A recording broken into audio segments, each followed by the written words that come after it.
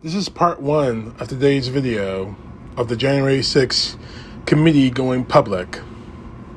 There's a lot to cover, and frankly, the noose is tightening on Donald Trump and his supporters. Stephanie Murray and Jamie Raskin on the committee described a meeting at the White House on December 18th, in which conspiracy theory after conspiracy theory after conspiracy theory was pushed on by Donald Trump in the hopes of him remaining in power. And yet there is no evidence of any of it. Not to mention describing in almost destructive detail the tweet that Donald Trump decided to push out on December 19th, 2020 at 1:42 in the morning. This tweet: Pierre Navarro releases 36-page report alleging election fraud more than sufficient to swing victory to Trump, which is obviously a lie. Anyway, a great report by Pierre, statistically impossible to lose the 2020 election. Big protest in D.C. on January 6th. Be there, will be wild. And obviously, all the right-wingers out there, the Trump believers out there, actually went out and just went completely crazy over this. Ollie Alexander, one of the organizers of the Stop the Steal rally, actually set up a damn website, wildprotest.com, saying that Trump wants to see you in D.C., even helping people with traveling expenses trying to actually get to D.C. Now, that may be penny ante, whatever. But then we get videos on YouTube and social media everywhere from people, from YouTubers like Salty Cracker, I don't know about that name, whatever, Tim Pool, Matt Braken, and of course the fat, bankrupt walrus, Alex Jones, all of them encouraging people to show up on January 6th, and all of them screaming to fight back, every single one of them. Now again, that tweet was released on December 19th. Donald Trump had every possible chance to say this rally will be peaceful. This rally won't be like the 2020 Summer of Love, as many right-wingers want to call it. He had every opportunity to put the kibosh on this right then and there, but every piece of evidence shows that he said nothing. Now, I'm going to get back to this in a few minutes, but I want to get all the way down to December 14th.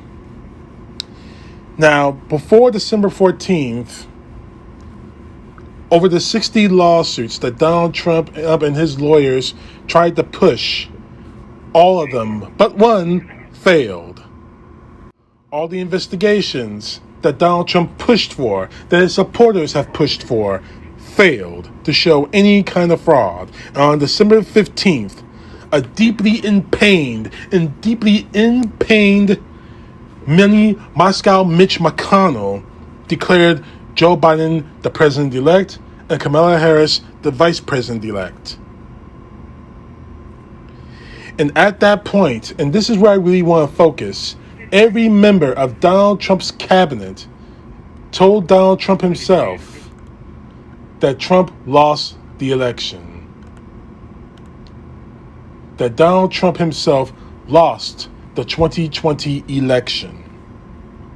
His own cabinet said, and they played portions of testimony from Pat Cipollone in that closed-door interview of his, and pretty much threw Donald Trump under the bus, saying that Donald Trump knew that, and here's the point, Donald Trump knew they lost the election.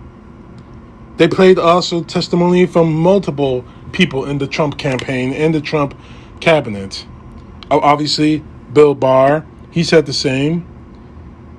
They even said that Mark Meadows said that Trump lost the election. Kayleigh McEnany, the biggest woman out there, Trump supporter out there, even said that Trump lost the election, that Trump should have conceded. Judd Deere, the deputy press secretary, said he lost the election. And even, and this is the big one, even Ivanka Trump said that he lost the election. and that Donald Trump should have conceded the election. Donald Trump ignored all the court rulings that didn't go his way, which was all of them, obviously. Now, the next part deals with the voting machine lies that somehow, and I'm segueing this directly to Sidney Powell, who said that somehow voting machines were hacked by Venezuela and China, although there was no evidence to that. Now, on December 18th, Sidney Powell and others, including disgraced Lieutenant General Michael Flynn, met with Trump in the Oval Office.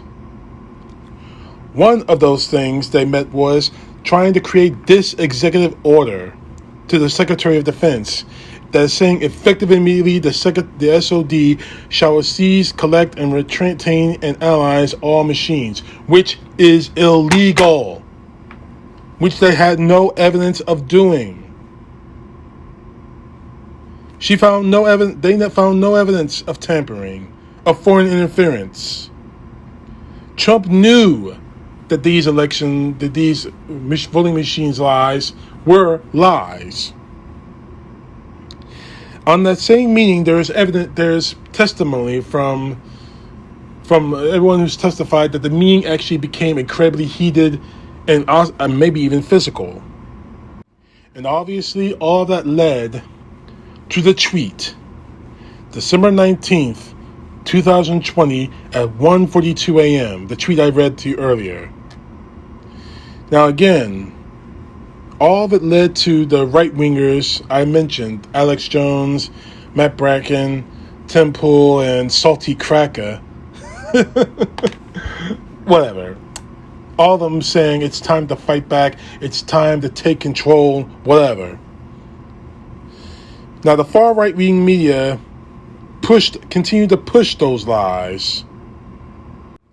And of course, Donald Trump supporters on social media responded like they always respond.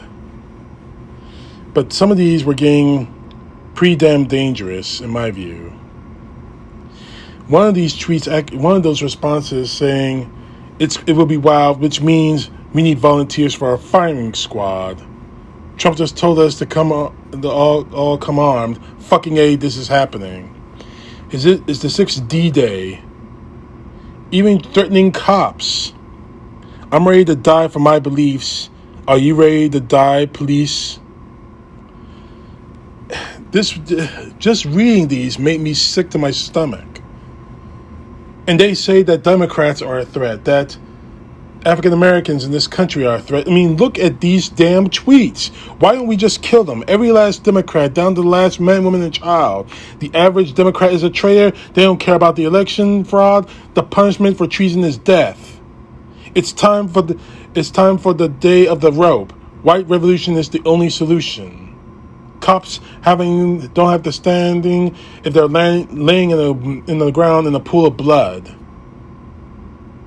I mean, this is what Donald Trump fomented.